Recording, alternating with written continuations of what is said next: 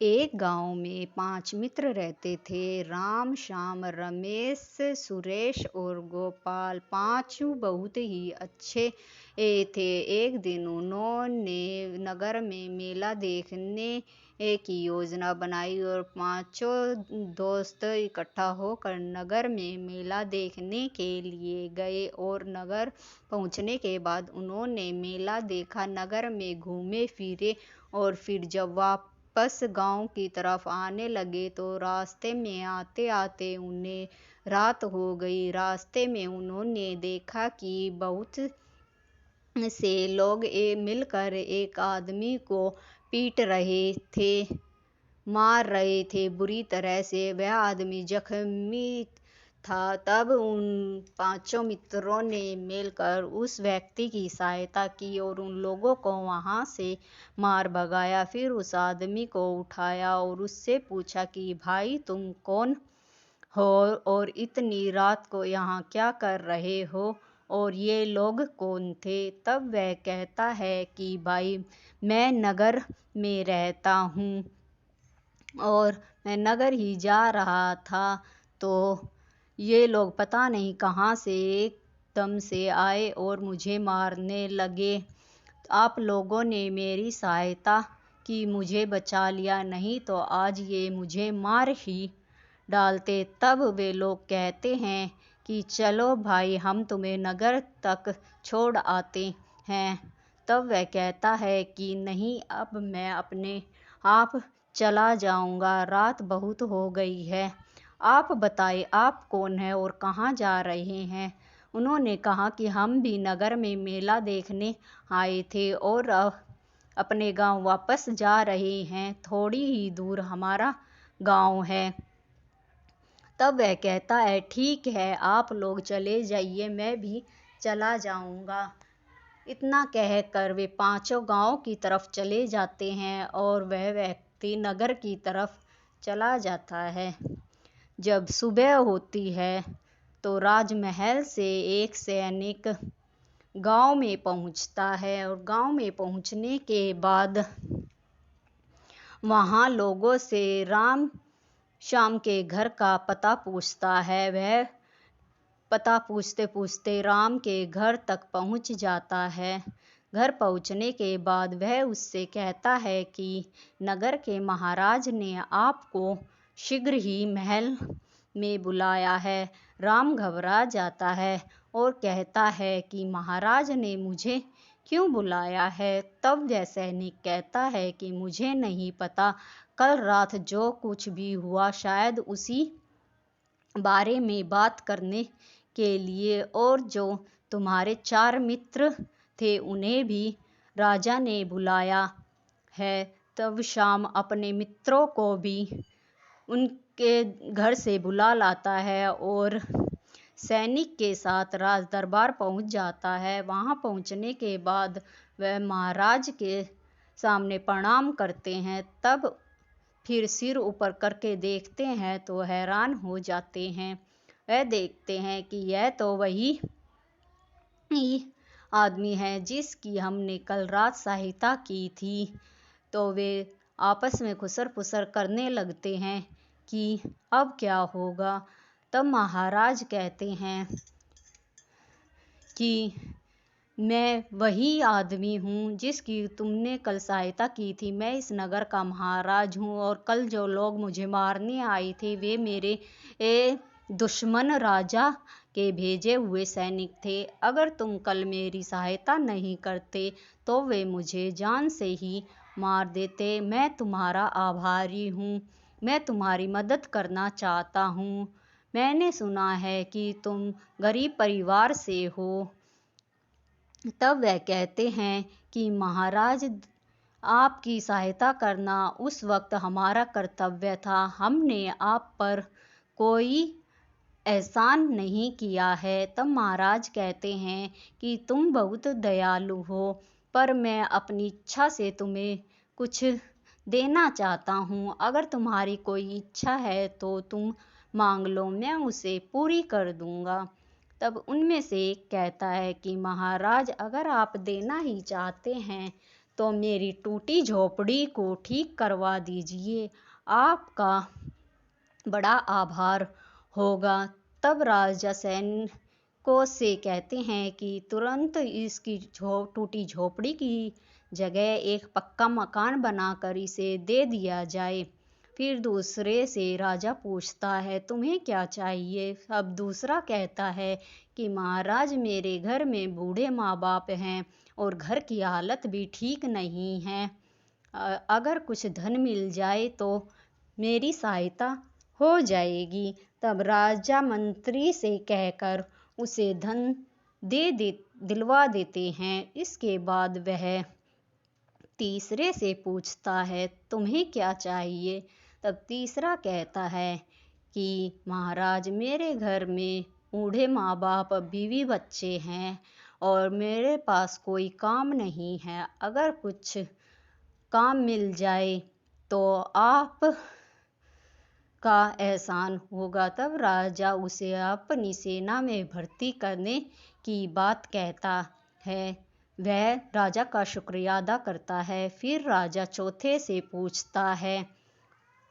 चौथा नंबर गोपाल का था। गोपाल कहता है, महाराज, वैसे तो मैं एक संपन्न परिवार से हूँ, किसी चीज़ की कोई कमी नहीं है, पर अगर यदि आप कुछ देना चाहते हैं तो मेरे घर तक पक्की सड़क बनवा दीजिए, क्योंकि वहाँ का रास्ता बड़ा ही ऊबड़ खाबड़ है और मेरे पाँव दुखने लगते हैं।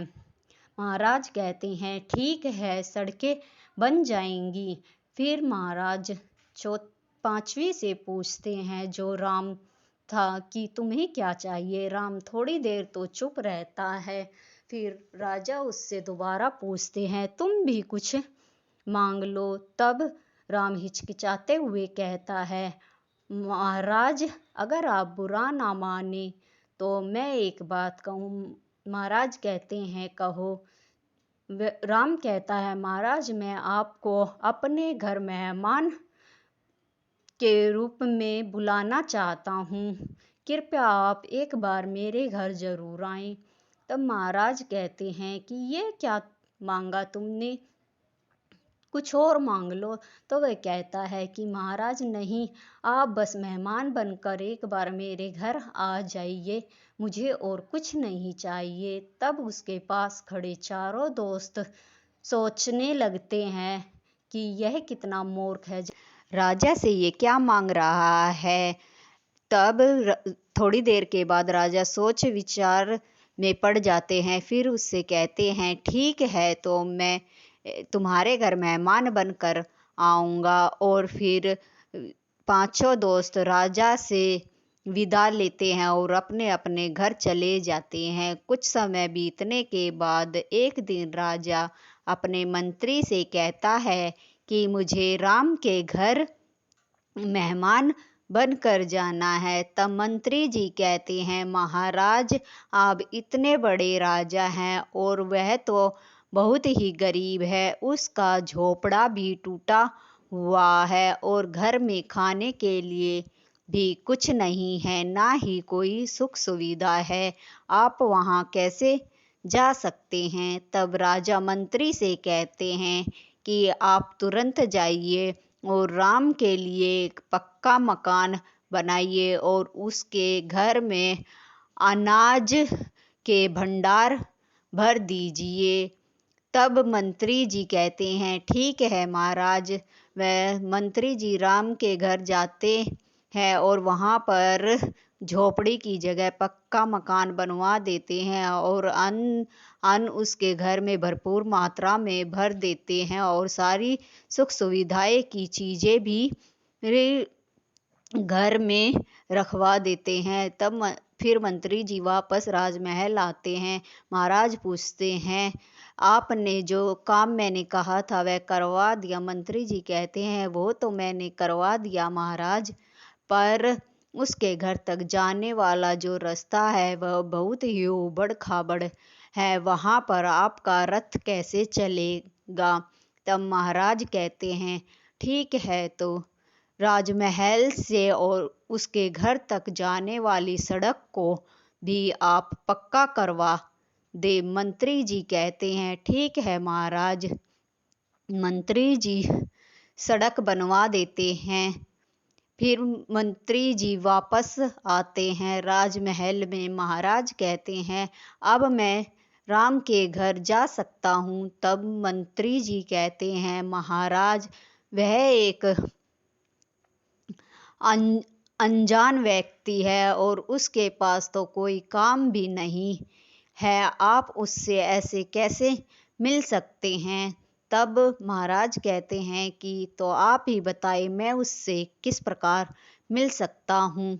तब मंत्री जी कहते हैं कि आप राम को कोई काम दे दीजिए और या फिर राज दरबार में किसी उच्च पद पर स्थान दे दीजिए जिससे वह आपके समक्ष बैठने लायक हो जाएगा। क्योंकि जब कोई मेहमान किसी के घर जाता है तो वे आमने सामने बैठकर बातें करते हैं, ना कि जमीन पर और एक कुर्सी पर बैठकर। तब महाराज कहते हैं ठीक है तो मैं राम को राज दरबार में मुख्यमंत्री के रूप में नियुक्त करता हूँ, इससे वह मेरे समक्ष बैठने योग्य हो जाएगा और मैं भी उसके घर मेहमान के रूप में जा सकता हूँ। फिर मंत्री जी सोच विचार में डूब जाते हैं। महाराज पूछते हैं मंत्री जी आप क्या सोच विचार कर रहे हैं। तब मंत्री जी कहते हैं कि महाराज मैं ये सोच रहा हूँ कि राम ने तो आपसे कुछ भी नहीं मांगा था, पर आपने बिना मांगे राम को सब कुछ दे दिया। मैं उसकी चतुराई और बुद्धि की दाद देता हूँ। फिर मंत्री जी थोड़ा सोचने लग जाते हैं और कहते हैं महाराज आप मेरी सलाह माने तो मैं आपसे कुछ कहना चाहता हूँ। तब महाराज कहते हैं कहो मंत्री। तब मंत्री जी कहते हैं महाराज आप राजकुमारी की शादी राम के साथ कर दीजिए। तब महाराज कहते हैं तुम ये क्या कह रहे हो। तब मंत्री जी कहते हैं कि महाराज मैं ठीक कह रहा हूँ, वह एक चतुर होशियार और बुद्धिमान व्यक्ति है। उसने बिना मांगे आपसे सब कुछ प्राप्त कर लिया है। उसकी बुद्धि और चतुराई हमारे काफ़ी काम आ सकती है और वह देखने में भी बहुत सुंदर नौजवान है। अगर उसकी शादी राजकुमारी के साथ हो जाती है तो वह हमारे दुश्मनों से लड़ने में भी सहायता कर सकते हैं। राजा के बात समझ में आ गई। फिर राजा कहते हैं कि महामंत्री सैनिकों 2-4 सैनिकों को साथ में लेकर राम के घर चलो। राजा रथ पर सवार होकर सड़क से होते हुए राम के घर पहुंच जाते हैं। वहां राम के बूढ़े माता पिता महाराज को देखकर बहुत प्रसन्न होते हैं और राम भी महाराज को देखकर बहुत खुश होता है। महाराज को प्रणाम करता है और आसन ग्रहण करने के लिए कहता है। तब महाराज राम के माता पिता से कहते हैं कि आपका बेटा बहुत ही होनहार चतुर होशियार और बुद्धिमान है। इसने अपने बुद्धि के बल पर सब कुछ प्राप्त कर लिया है। मैं चाहता हूँ कि राजकुमारी की शादी राम के साथ कर दी जाए। यह बात सुनकर राम के माता पिता बहुत खुश होते। यह कहकर राजा वहाँ से राजमहल लौट जाते हैं। राजा के जाने के बाद राम के चारों मित्र उसके घर आते हैं और उससे कहते हैं कि राजा तुम्हारे घर क्या करने आए थे। तब राम ने कहा कि राजा मेरा विवाह राजकुमारी से करवाना चाहते हैं। तब उसके दोस्त कहते हैं कि तुम ही हम सब से अधिक बुद्धिमान हो। तुमने बिना मांगे राजा से सब कुछ प्राप्त कर लिया। अब राजा अपनी बेटी का विवाह भी तुमसे कर रहे हैं। कहानी अच्छी लगी हो तो लाइक शेयर और सब्सक्राइब ज़रूर करें। बेल आइकन प्रेस करें ऐसी ही कहानियाँ सुनने के लिए।